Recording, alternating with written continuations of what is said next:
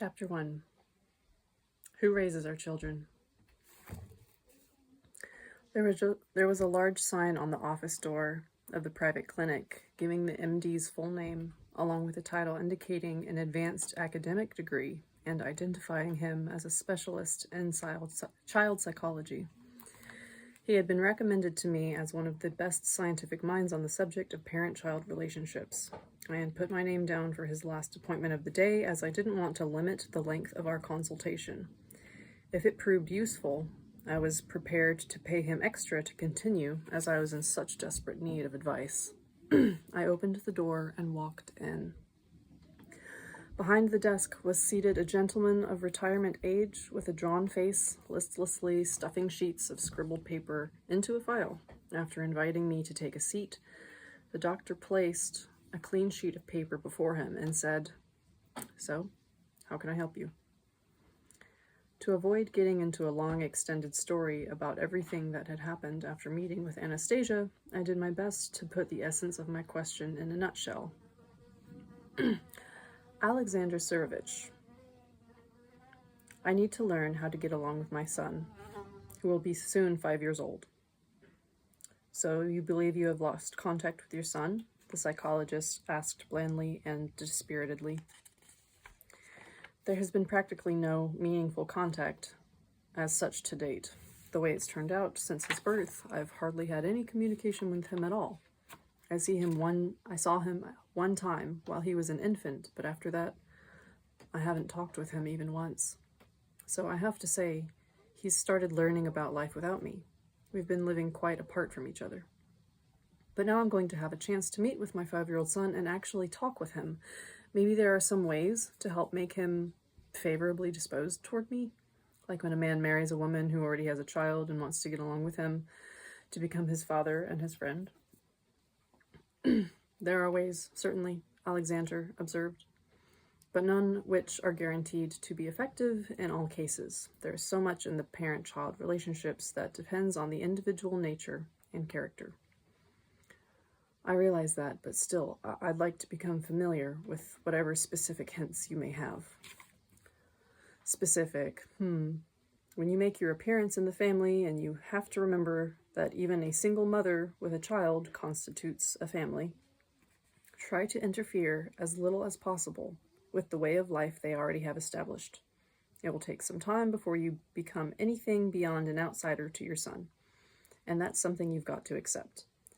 At the beginning stages, you will have to spend some time sizing up the whole situation and give them a chance to size you up. You could try tying in your appearance with the fulfillment of some dream or desire the child has, but which has been impossible to fulfill. You could find out from his mother some kind of toy he's had his eye on, which she hasn't been able to buy for him. But don't buy it yourself in advance. Start talking with him about your own childhood and the toys you had, and tell him how you dreamt of getting this one in particular. If he picks up on that and mentions about how he wants the same thing, you can suggest that the two of you go to the store together and get it. What's important here is the actual conversational process and the outing itself. The boy should get to the point of trusting you with his dream, allowing you to have a hand in making it come true. The toy example really wouldn't work in my case. My son has never seen store-bought toys. Strange. So that won't work, eh? Well, my friend, you've got to be frank with me. If you want to hear some useful advice, then you'll have to give me more details about your relationship with your child's mother. Who is she? Where does she work? Where does she live? What's her family's financial situation? What do you think led up to the breakup? It was dawning on me, finally. If I wanted to get more specific advice out of the psychologist, I would have to go into my relations with Anastasia, which I still hadn't fully fathomed myself. So how was I going to explain them to a psychologist? Without mentioning her name, I began describing the situation as follows. She lives in a very remote area in Siberia. I happened to make her acquaintance while I was on a trade expedition. I've been doing business there since the beginning of Perestroika, on a ship which took me to some isolated settlements along the Ob River. selling various manufactured goods and bringing back fish, furs, and wild mushrooms, berries, and nuts. I see. So like Paratov, this tradesman made everyone jealous with his romantic exploits along the Siberian River? No romance, just work. Haven't you heard? Entrepreneurs work like dogs. Well, let's say that they do, but entrepreneurs also find time to have fun, do they not? Believe me, with this woman, it wasn't a question of having fun at all. I wanted to have a child by her. I'd been wanting a son for a long time, but then I seemed to forget about that particular dream. As the years went by, as soon as I saw her, how wholesome, young, and beautiful she was, it seems just about every woman today is sick or sickly, but she was simply beaming with energy and the picture of health. So I figured her child would turn out healthy and good-looking too. So she bore me a son. I went to see them when he was still quite little, before he could walk or talk. I held him in my arms, but since then I've had no contact with him. And why is that? How on earth was I to explain to this gentleman during our brief conversation everything that had taken me several books to describe? How could I tell him that Anastasia had refused to leave her taiga glade and move with our son into town, while I, on the other hand, was not adapted to life in the taiga? Or that she was the one who would not let me even communicate with him, let alone give him traditional toys? Every summer I had gone back to Siberia, to the very glade where Anastasia and my son made their home, but I never managed to see my son again after that one time. Each time he would be somewhere else, with her grandfather and great-grandfather who lived not far away, in the wilds of the endless Siberian forest. Anastasia refused to take me to visit them, and further insisted each time that I should prepare myself for conversation with my son. In attempting to find out more about child raising, I would put a single question to many of my friends and acquaintances, which was invariably greeted with misunderstanding and astonishment, even though it was quite a simple question. Have you ever had a serious conversation with your child? It would always turn out that the topics of conversation were pretty much the same. Come to the table, time for bed, stop fooling around, pick up your toys, got your homework done? The child gets older, goes to school, but talking about the meaning of life, man's destiny, or even about his future path in life, well, most of them don't have time for that, or even think it anything worth discussing. Maybe they feel the time isn't right yet, and that they'll still have a chance to, but they never do, and the child grows up. But if we ourselves never try having a serious conversation with our children, then who is raising them? Why has Anastasia not allowed me to communicate with my own son all of these years? I have no idea what she's been afraid of or trying to ward off. Anyway, the day came when she all at once asked me whether I felt I was ready to meet and talk with my son. I replied that I did want to meet with him, but I still couldn't quite bring myself to say that I was ready. All of these years I had been reading anything I could lay my hands on concerning parent-child relationships.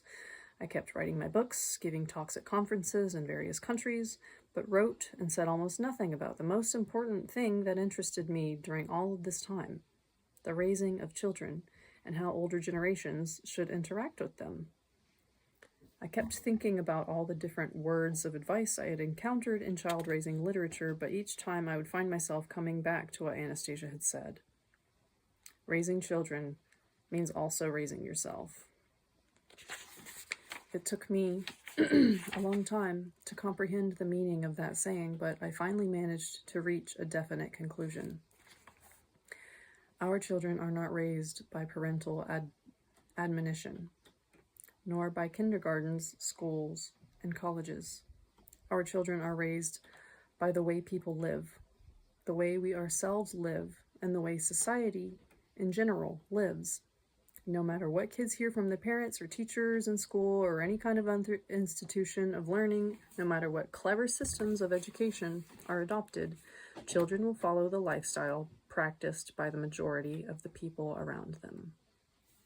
That means the raising of our children depends entirely on your own understanding of the world, or how you live your own life, and how your parents live, and how society in general lives.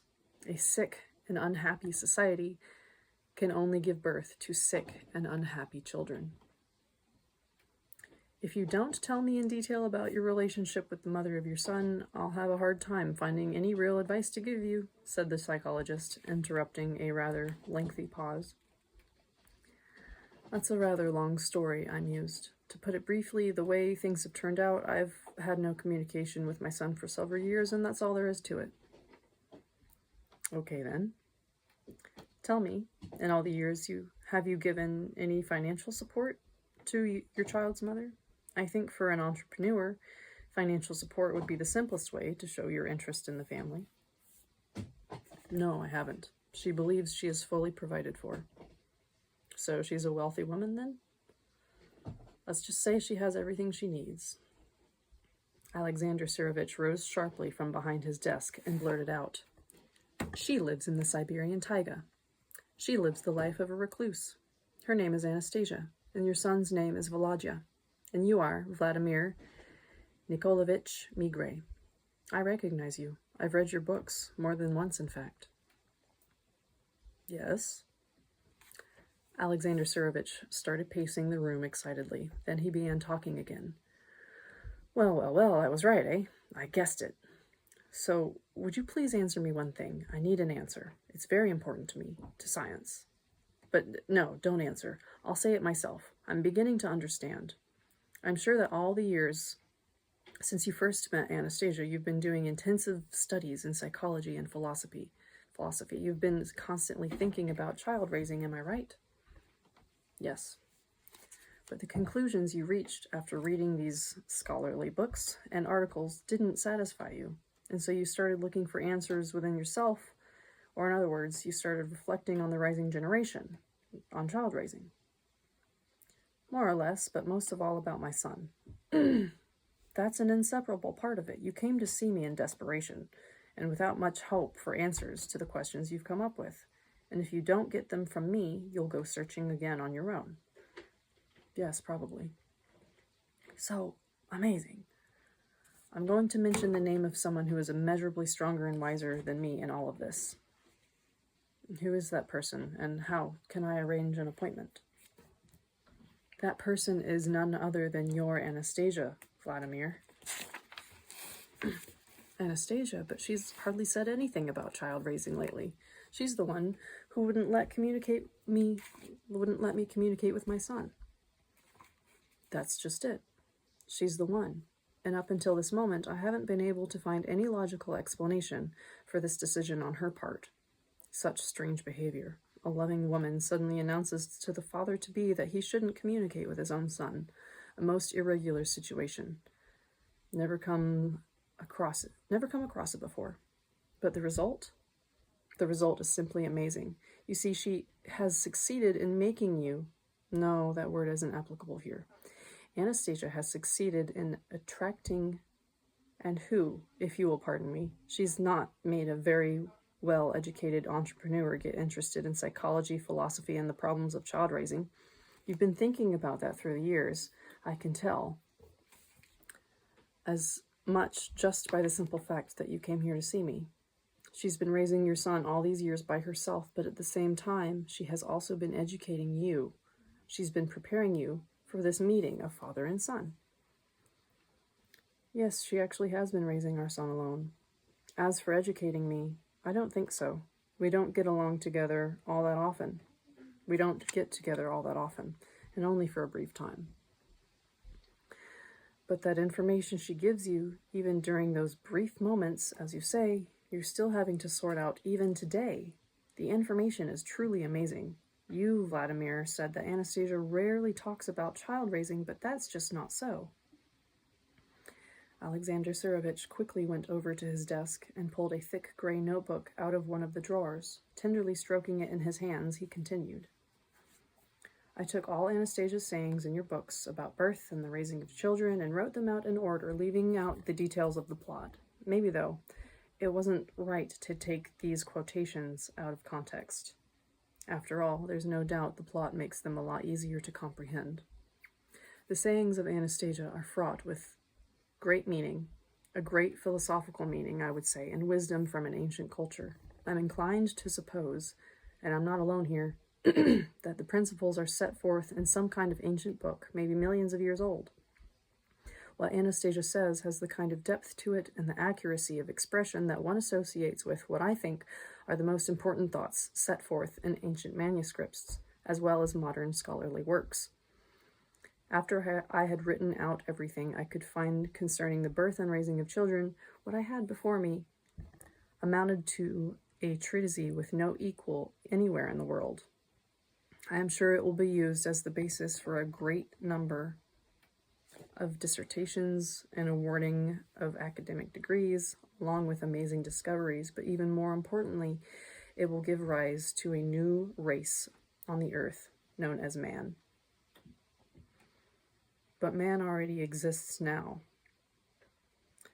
Footnote, man. Through the Ringing Cedars series, the word man, with a capital M, is used to refer to a human being of either gender. For details on the word's usage and the important distinction between man and human being, please see Book 1. But man already exists now. Alexander says, I think when people look back from the future, the fact of man's existence may be in some doubt. But how can that be? You and I exist. How can our existence be placed in doubt? Our bodies exist and we call them people, but in the future, the content or mental makeup of the human individual will be vastly different from yours and mine today. And so to underline the difference, the name will have to be changed. Possibly today's people will be called such and such a period man, or they'll find a new name for those who are born in the future. Is it really that bad? It is. There's no question about it. You've gone and read a lot of books about child raising, books written by scholars. Now tell me, at what point does child raising begin? Some writers think it should begin when the child's a year old. Precisely, at best starting at a year old. But Anastasia showed how man is formed even before. I know you're thinking in the mother's womb, but she showed that parents can form their future offspring even before the sperm and the egg get together. And this is explainable scientifically. Anastasia stands head and shoulders above the other psychologists who exist and who have ever existed on the earth. Her sayings are potent.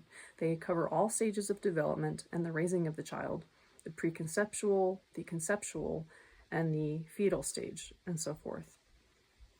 I say fetal, it says F-O-E-T-A-L, so I'm not sure if that's the correct pronunciation. She covers topics which neither wise men of the past nor contemporary scholars have been able to grasp a hold of. She has specifically highlighted what is absolutely essential to bearing and raising a fully fledged man. But that's not something I remember. I never wrote about the developmental stages. The books you wrote just documented the events you witnessed. Anastasia realized that this is how you would be writing. Her next move was that she herself began giving specific form to these events, effectively clothing a great scientific work in an entertaining narrative form. She created your book with her very life, using it to bring invaluable knowledge to people. Most readers feel this intuitively. Many are ecstatic over the books, but they are unable to fully make sense of the cause of their excitement. They are absorbing information they never knew about before on a subconscious level, but it can be taken in consciously too. I'll prove it to you. Look, here before you is a transcript of Anastasia's sayings about the birth of a man. My colleague and I have gone over them very carefully and noted our comments. He is a sexopathologist and with a postgraduate degree in medicine and has the office next to mine. We conducted experiments and analyzed the situation. Alexander Tsarevich opened his notebook and began speaking excitedly, almost exultantly. So we have the beginning, the preconceptual stage. This is hardly ever looked upon as an aspect of child raising, either in the present time or in the past we know it. But it is quite clear today that at some point on the earth, or somewhere in the limitless expanses of the universe, there existed or still exists a culture in which the relationships between men and women were immeasurably more perfected than our own. And that preconceptual stage was an important component, perhaps the basic component in the upbringing of man. Following the cultural traditions of a civilization hitherto unknown to us, Anastasia carries out specific preparatory steps before conceiving a child. First, she dulls your sexual appetite. This is quite evident to me as a psychologist from the events described in your first book.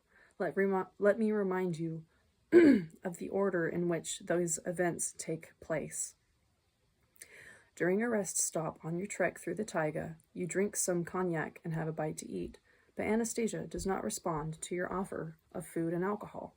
She takes off her outer clothing and lies down on the grass. You are awed by her natural beauty, and you are aroused by a natural desire to possess this beautiful womanly body. Driven by a sexual impulse, you attempt to penetrate her. You touch her body, and then you lose consciousness. We shan't go into the details of just how she manages to make you lose consciousness. The important thing is that as a result of this, you no longer look upon as Anastasia as a sexual object. And you yourself mentioned this. I wrote down your words. I had no thought of wanting to possess her. Yes, you're right. After the incident at the rest stop, I had no further sexual desires in regard to Anastasia. Now to the second event, conception. You tell about the proper way to conceive a child. Nighttime in a cozy dugout with the fragrance of sweetgrass and flowers, but you are not accustomed to spending the night alone in the taiga, and you ask Anastasia to lie down beside you. You already realize that if she is with you, nothing bad will happen. She lies down beside you. So it turns out that in this intimate situation, you find this most beautiful young womanly body right next to yours, a body which has the added attraction of being radiant with health. Unlike most women's bodies you have known before, this one actually luxuriates in health. You sense the fragrance of her breath, yet at the same time you feel no sexual inclination. It has been expelled from you. The space occupied has been cleansed to make way for another mental state, an aspiration to ensure the continuation of the family line. You are thinking about a son that doesn't yet exist, and this is what you wrote in your book. It would be good if my son could be born by Anastasia. She is so healthy. This means my son will be healthy and good-looking too. You involuntarily place your hand on Anastasia's breast and start caressing it, but not with the same caresses as before. This time they are not sexual. It is as though you are caressing your son. Then you write about the touch of the lips, about Anastasia's gentle breathing, and then a complete lack of any kind of details. Then you jump to describing the following morning, your excellent mood, the feeling that an extraordinary feat has been performed. I wouldn't be surprised if your publishers tried to persuade you to describe that night in greater detail to increase the book's popularity. Yes, they actually did try to do this several times. But still, you did not describe that night in any of the subsequent editions of your book. Why? Because, stop, please don't go on. I want to see if my own conclusions are correct. You did not describe the sexual details of that night because you simply didn't remember anything after touching Anastasia's lips. You're right, to this day I can't remember anything about it, except for that unusual sensation the following morning. Okay, what I'm going to say to you now, you may find incredible. On the marvelous night you spent with Anastasia, absolutely no sex took place. No sex? But what about my son? I saw my son with my own eyes. But what you experienced that night was indeed physical intimacy. There was sperm involved, in fact, everything that accompanies the conception of children, but there was no sex. My colleagues and I kept going over and over what happened with you. Just like me, they too concluded that you did not have sex with Anastasia. You see, the word sex in our time implies the satisfaction of fleshly needs. the aspiration for the pleasure of fleshly gratification. But in the context of the events of that night in the taiga, that particular motivation was lacking. In other words, you were not aiming to achieve sexual satisfaction. This time your aim was quite different, namely, a child. Consequently, even the name of that event must be different. It's not a question of terminology here. We are talking about a fundamentally different way of giving birth to man. I'll say it again. This is a fundamentally different way of giving birth to man. This is not an abstract statement. It is easily provable by means of scientific comparisons. Judge for yourself. No psychologist or physiologist today would deny the influence of external mental factors on the formation of the fetus in the mother's womb. Among other factors, a major one, and frequently the dominant one, is the man's attitude toward the mother-to-be. Similarly, we cannot deny that a man's thoughts about a woman at the moment of their sexual intimacy has an unmistakable influence on the formation of the future individual. In one instance, he is thinking of her as an object of sexual gratification. In the other, he looks upon her as a co-creator. The result will naturally be different. It is possible that the child born under such circumstances will be just as strikingly different intellectually from contemporary man as contemporary man is different from the ape. Sex and the pleasure associated with it during the moment of co-creation is not an end in itself, but merely a means to an end. Other mental energies will govern the couple's bodies, and the child's psyche will be formed quite differently. Here's the first rule following from what I have said. A female desiring to bear a fully fledged man can create a solid and happy family must be able to capture the moment at which the male wishes to join with her for the purpose of giving birth to a man, cherishes the image of the child to be, and desires its birth. Under these conditions, the man and woman achieve a mental state which allows them to obtain the highest possible satisfaction from their intimacy. And the child to be obtains a kind of energy which is absent in those who are born in the traditional manner, in other words, haphazardly. But how does the woman feel this moment? How is she to know about the man's thoughts? Thoughts, after all, aren't something you can see. Caress. That's how you can tell. That's how she can tell. The mental state is always expressing itself through outward signs. Joy is shown in smiles and laughter, sorrow in a telltale expression of the eyes, position of the body, etc. In this particular case, I think it is not too hard to distinguish purely sexual caresses from the way he would touch his future child. Only with this kind of touch, a certain something happens that man alone, of all the creatures living on the earth, can experience. Nobody will ever be able to describe or scientifically explain this something. At the moment when it occurs, any kind of analysis is impossible.